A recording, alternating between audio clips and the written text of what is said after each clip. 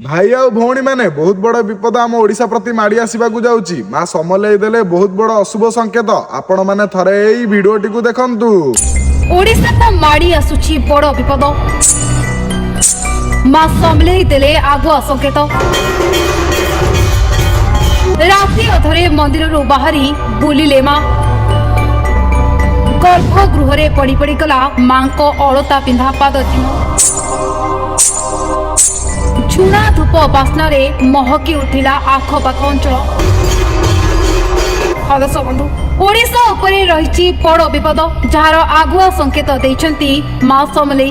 बन्या बात्या भूमिकंप भली प्राकृतिक विपर्यय ओडिशा उपरे दाउ सजुथुबा बड़ी शत्रु देश स्थान रे रही ओडिशा। एभली एक परिस्थिति रे देखिबाकू मिलिछि माँकर अलौकिक महिमा। सब बेले ओडिशा उपरे किछि ना किछि विपदर कला छाया घेरी रहितबा बड़ी ओडिशावासींक छाती रे छनका पसी रहिछि।